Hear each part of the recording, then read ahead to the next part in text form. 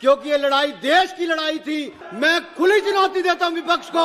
गांधी परिवार के लिए वो ट्रस्ट बनाए थे नेहरू, ये लोग वहां पर उसके सदस्य रहे सर। शाही हुक्म की तरह उस समय के प्रधानमंत्री नेहरू जी ने कह दिया पीएम नेशनल रिलीफ फंड बना दो। तो हिमाचल के छोकरा कहां से आ गए, कहां से आ गए बीच में चर्चा में सर? कहां से नेहरू, कहां से सोनिया गांधी, इंदिरा गांधी का लाने का कोई जरूरत है सर? गरीब से गरीब व्यक्ति ने पैसा दिया सर। मुझे दुख इस बात का होता है कि गरीब से गरीब व्यक्ति ने तो इसमें अपना योगदान दिया, लेकिन कुछ लोग यहां पर ऐसे हैं कि उनकी अच्छी सोच पर भी प्रश्न चिन्ह खड़ा करते हैं। ये केवल नरेंद्र मोदी जी की सोच पर या प्रधानमंत्री की सोच पर प्रश्न खड़ा नहीं करते, ये हिंदुस्तान के 138 करोड़ की जनता की सोच पर प्रश्न चिन्ह खड़ा कर रहे हैं। किन लोगों ने योगदान दिया, मैं कुछ कहना चाहता हूं सर इस पर।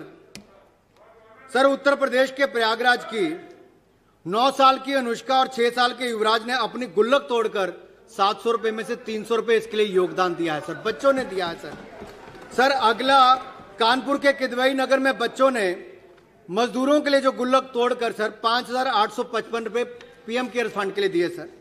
उत्तर प्रदेश के मिर्जापुर की सर 10 साल की बेटी सुहानी ने 4,091 रुपए पीएम केयर फंड के लिए दिए सर। बीड़ की रहने वाली एक रिटायर्ड टीचर ने 5 लाख रुपए पीएम केयर फंड में दिया सर। सुनो भाई, क्या दिक्कत है सर?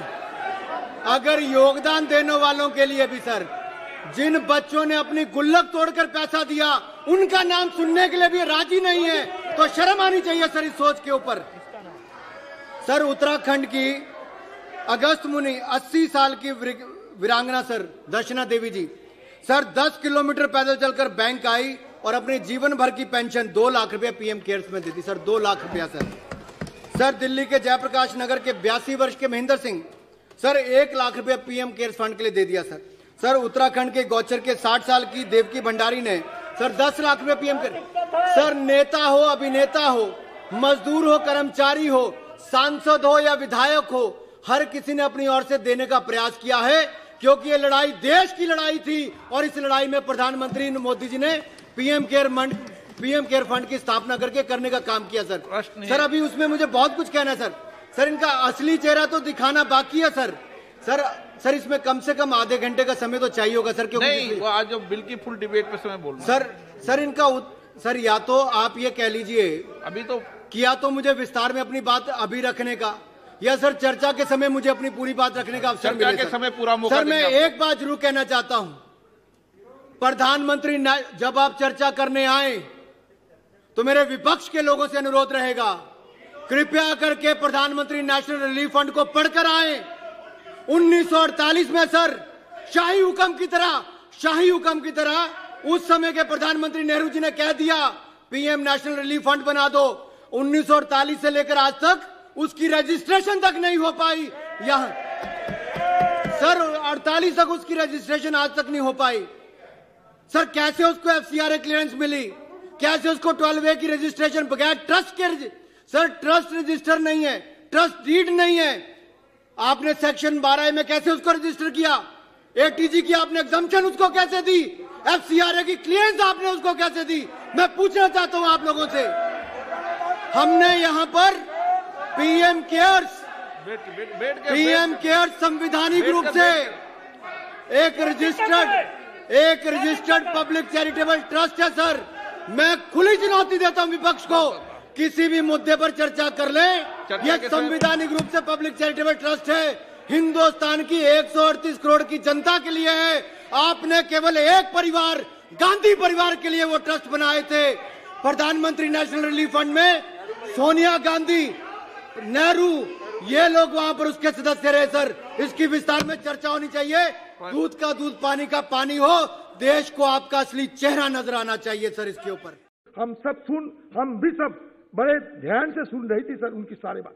बड़ी अच्छी लेडी है और हम सब उनको सम्मान भी करते हैं सर। बीच में कहाँ के वो हिमाचल के छोकरा कहाँ से आ गए, एक गधे कहाँ से आ गए बीच में आके सारे बाजार खराब कर दिए, सारे बाजार खराब कर दिए इन्होंने सर। ये सर इस चर्चा में सर कहाँ से नेहरू, कहाँ से सोनिया गांधी, इंदिरा गांधी का लाने का कोई जरूरत है सर? आप बता। धन्यवाद अध्यक्ष जी। कुछ यहाँ पर विपक्ष के साथियों ने पीएम केयर्स पर प्रश्न उठाने का प्रयास किया है और ये अभी नहीं, इससे पहले भी जब से इसकी स्थापना हुई उस दिन से लेकर आज तक इसका विरोध करते आ रहे हैं। लेकिन विरोध के पीछे तर्क तो हो। केवल कहने के लिए विरोध करना, जैसा ये ईवीएम खराब है, चुनाव के समय विरोध करते थे लेकिन एक बार नहीं कई बार चुनाव हारे। फिर कहा जनधन खराब है, फिर कहा डिमोनेटाइजेशन खराब है, फिर कहा ट्रिपल तलाक खराब है, फिर कहा जीएसटी खराब है, फिर कहा 3 तलाक खराब है। आपको तो हर चीज में ही खराबी नजर आती है। सच्चाई यह है कि आपकी नीयत खराब है, आपकी नीयत खराब है। नीयत और सोच खराब होने के कारण आप एक अच्छे कदम को भी खराब नजरिए से देख रहे हैं।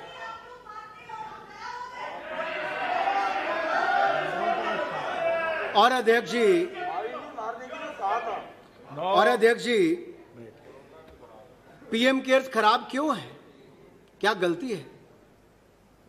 एक नहीं कई बार आप हाई कोर्ट से सुप्रीम कोर्ट गए कई विषयों को लेकर, लेकिन अंत में उसका नतीजा क्या निकला? हाई कोर्ट या सुप्रीम कोर्ट हर कदम पर हर कोर्ट ने पीएम केयर्स के हक में अपना निर्णय दिया, इनके हित में नहीं दिया है। आखिर क्या क्या चुनौतियां दी इन्होंने तो इसको सेटअप करने के लिए कि आपने बनाया ही गलत है, आपने उसको चुनौती दी, सुप्रीम कोर्ट ने आपके उसको खारिज कर दिया और संवैधानिक रूप से उसको वैध बताया गया। यही नहीं सर, ये अप्रैल महीने में चले गए थे सर, मार्च में बना, अप्रैल महीने में उसके विरोध में चले गए। देश कोरोना महामारी से लड़ने के लिए तैयारी कर रहा था, प्रधानमंत्री जी कदम उठा रहे थे, लेकिन ये उस समय भी राजनीति कर रहे थे, विपक्ष का काम कर रहे थे ये। और जून 2020 में सर इन्होंने उसको कहा कि इसको आरटीआई के अंतर्गत देना चाहिए, उसको भी कोर्ट ने खारिज कर दिया, दिल्ली हाई कोर्ट ये लोग है। उसके बाद इन्होंने कहा कि सारे पैसे नेशनल डिजास्टर रिलीफ फंड में ट्रांसफर करने चाहिए। कोर्ट ने उसमें डिटेल जजमेंट दी है कि नेशनल डिजास्टर रिलीफ फंड में राज्य और केंद्र का पैसा जाता है और इस पे पीएम केयर्स फंड में कंसोलिडेटेड फंड का कोई पैसा नहीं जाता, कोई बजटरी सपोर्ट नहीं जाती। ये स्वैच्छिक निधि से जो लोग जनता पैसा देती है वो पैसा इसमें आता, केंद्र सरकार का कोई पैसा इसमें नहीं गया है। हम सांसदों ने पैसा दिया होगा, गरीब से गरीब व्यक्ति ने पैसा दिया। सर मुझे दुख इस बात का होता है कि गरीब से गरीब व्यक्ति ने तो इसमें अपना योगदान दिया, लेकिन कुछ लोग यहां पर ऐसे हैं कि उनकी अच्छी सोच पर भी प्रश्न चिन्ह खड़ा करते हैं।